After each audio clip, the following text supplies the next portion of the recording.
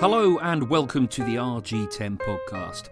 Now, here's a plot for a book for you. There's a young footballer kicking a ball about at a decent semi-professional level. The next thing he knows, he's been spotted by a scout and taken up an offer to play in Brazil. Then here's the big time, out of this world, living the dream conclusion. He ends up living in Twyford. Well, it's a book that's already been written by a chap called Seth Burkett.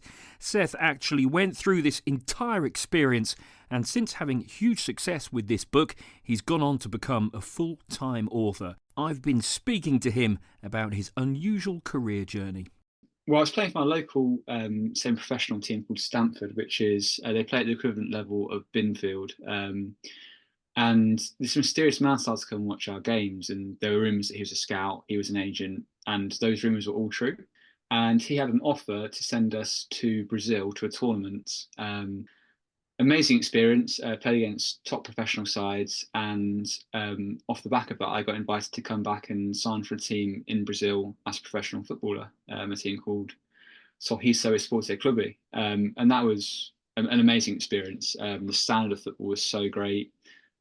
Very, very interesting living conditions as well, because when you think of professional football, you think of nice houses, lots of money, designer brands, but actually the team in Brazil, they bought a garage and they turned that garage into a 3-bedroom house where the entire squad lived. So there were 28 of us in those 3 bedrooms, and it was just horrible, like bars on the windows, no doors on the toilets, just open sewage out the back door. Really horrible, but actually it was great for like kind of a life experience, and really brought the team together actually. In a very, very weird series of events, actually, it turned out, I didn't know this beforehand, but it turned out that my grandfather's uncle had also gone to Brazil to coach football. And this only came about because my grand's an author, and we always have, don't let the truth get in the way of good stories, kind of their motto. And so she'd always said, oh, he played for Arsenal, but we didn't really believe her. And then when I got back, the Arsenal historian looked into the story, and it turned out that it was absolutely true. When did you kind of segue into becoming an author as well? How did that start? So all through school, I loved English and I loved PE. So they're like my two things, like English and sports. And like I said, my gran, she was an author, so she was always encouraging me. We'd write stories together when I was a little kid. And when I was 16, she gave me one of her stories and said, can you edit this? Let's do this together. Which, I mean, I contributed very little, but she put my name on the cover. So it was always something that I'd wanted to do. And after my season in Brazil, it was March, and I had 6 months till I was going to go to university, which was my next step. And so I thought, well, what can I do in these 6 months? And when I was in Brazil, I kept a diary, and the diary was getting more and more interesting. Crazy stuff was happening. And because I was having lots of media attention at the time, both in Brazil and England, I thought I can try and turn this into a story. Let's see what happens. So I decided to give it a go, and faced a lot of rejections initially. It took 5 years of editing that story and rewriting it. I was very fortunate that I got a lot of advice from authors. It turned out authors were really helpful. I found that the more authors and writers that I asked for advice, the better my book became, until in 2014 it was eventually published by Ian Ridley, a sports journalist who's got his own company called Follow the Dreams. And that, I never really intended to become an author, but I enjoyed the process of writing. Yeah, as an author, where did you go from there? What were the next steps? The next steps was actually ghostwriting. Okay. Ian had a really interesting book proposal from a gay footballer, an amateur footballer, who had a really fascinating story about having to overcome homophobia to enjoy the sport he loves. But he just needed someone to help him write that story. And he asked me if I'd fancy giving ghostwriting a go. And I said, yeah, I'd love, I always say yes to interesting opportunities. If I don't enjoy them, I can always not do them again. So I did. I worked with this guy called Neil Beasley for about a year, and I was really fascinated by his story. It was called Football's Coming Out. And then when that was longlisted for the William Hill Book of the Year, and that kind of really led to lots more ghostwriting opportunities. So I've ghostwritten for lots of people now.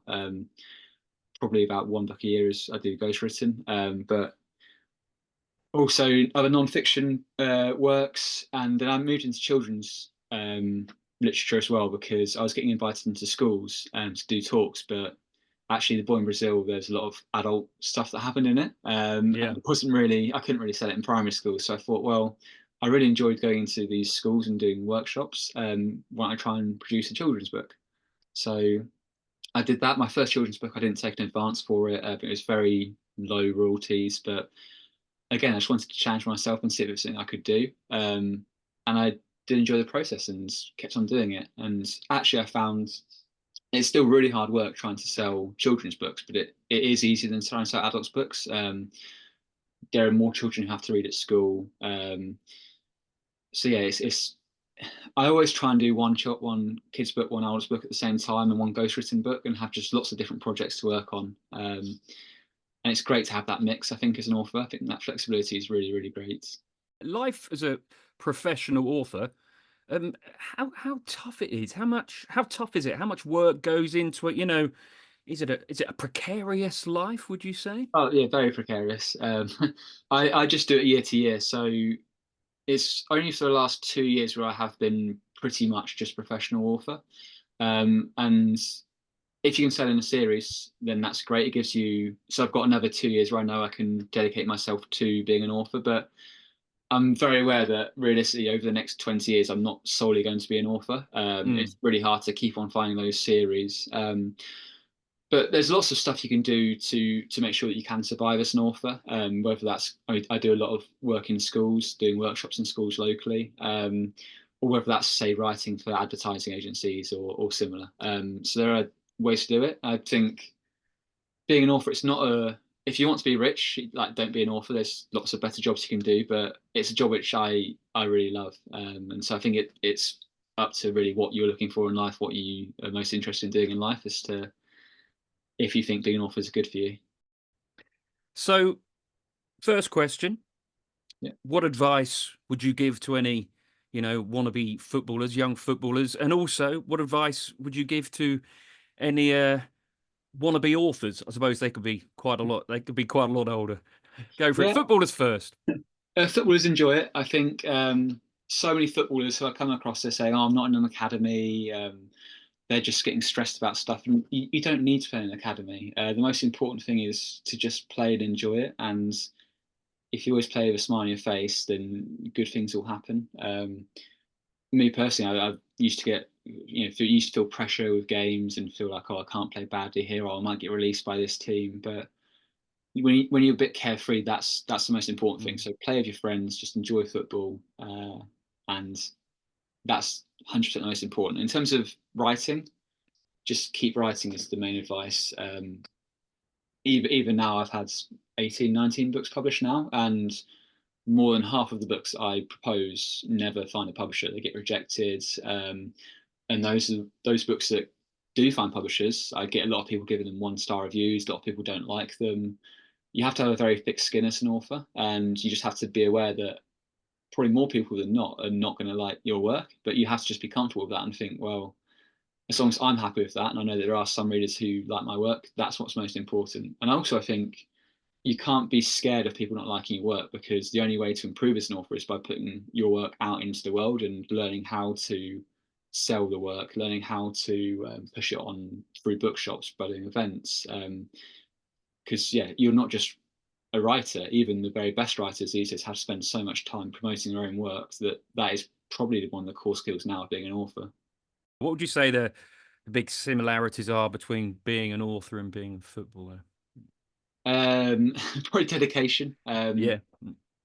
Being a footballer all throughout being growing up, I'd probably spend about half an hour a day doing keepy uppies and training. And now as an author, I try and spend at least an hour a day reading, usually longer. So I think finding the time to dedicate to your craft is really, really important for both of them.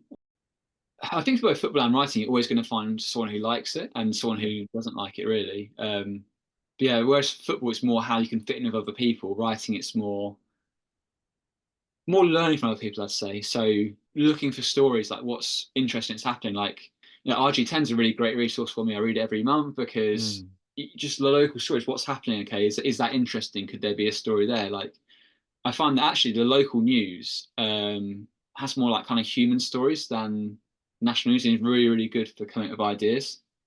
And do you have anything in particular in the pipeline at the moment that you can reveal?